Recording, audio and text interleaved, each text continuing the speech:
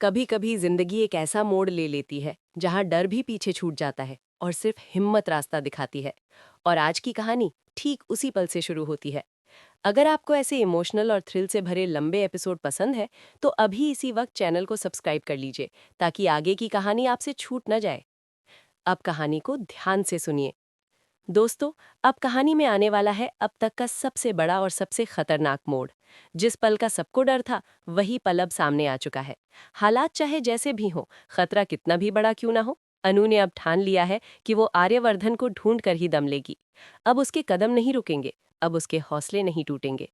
कहानी अब सिर्फ तलाश की नहीं रही, ये कहानी बन चुकी है जज्बे, रिश्तों और उस अनकहे एहसास की जो दो लोगों को दूर रहते हुए भी एक दूसरे से जोड़े रखता है। अनु और आर्यवर्धन के बीच की डोर अब और मजबूत हो चुकी है। कहते हैं ना, जब दो दिल सच्चे मन से जुड़े होते हैं तो दूरी भी दर्द बन जाती है। आर्यवर्धन को जरा सी तकलीफ होती है तो अनु का दिल बेचैन हो उठता है। उसे बिना बताए भी सब कुछ महसूस हो जाता है। अगर आपको भी ऐसे गहरे रिश्तों वाली कहानियां पसंद है तो वीडियो को अभी लाइक जरूर कर दीजिए। इसी बीच पुलिस की जांच भी अब एक नए मोड़ पर पहुंच चुकी है। सबूतों, इनपुट्स और सुरागों के आधार पर एक ऐसा इलाका सामने आता है जहां आर्यवर्धन के होने की सबसे ज्यादा संभावना जताई जा रही है। ये खबर मिलते ही कहानी में अचानक तेजी आ जाती है।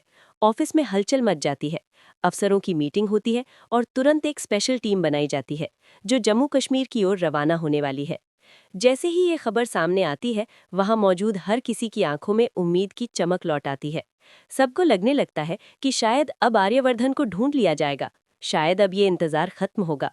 अगर आपको लग रहा है कि अब कहानी और दिलचस्प होने वाली है तो वीडियो को शेयर जरूर करें। लेकिन कहानी यहाँ और उलझ जाती है। हालात तब बिगड़ते हैं जब मीरा ये फैसला कर लेती है कि वो भी इस मिशन का हिस्सा बनेगी। मीरा साफ शब्दों में कह देती है कि आर्यवर्धन को ढूंढने में वो किसी से पीछे नहीं रहने वाली। उसके लिए ये सिर्फ एक मिशन नहीं बल्कि उसकी जिद बन चुका है। इसी दौरान वहां पहुंचती है अनु।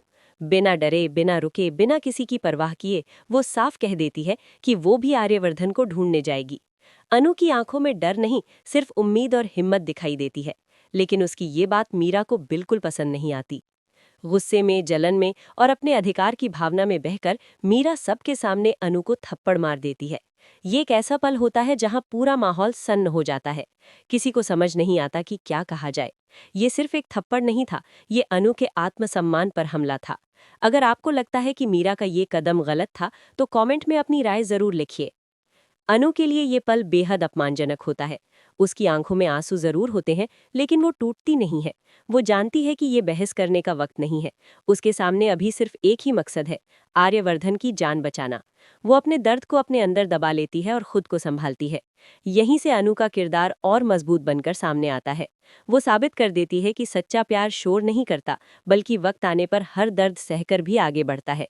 अनु के लिए अब कोई फर्क नहीं पड़ता कि कौन उसके खिलाफ है और कौन साथ में। उसके लिए सिर्फ आर्यवर्धन जरूरी है। अगर आपको अनु की ये मजबूती पसंद आ रही है तो चैनल को सब्सक्राइब करके हमारे साथ जुड़े रहिए।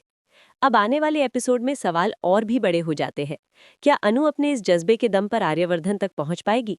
क्या वो हर खतरे का सामना करते हुए उसे ढूंढ निकालेगी, या फिर हालात उसके रास्ते में और मुश्किलें खड़ी करेंगे? दूसरी तरफ ये भी बड़ा सवाल है कि मीरा और अनु के बीच की ये टकराहट कहीं मिशन को और मुश्किल तो नहीं बना देगी? क्या आपसी तनाव का असर उस ऑपरेशन पर पड़ेगा जिसमें आर्यवर्धन की जिंदगी दांव पर लगी है? और सबसे अहम सवाल, क्या आर्यवर्धन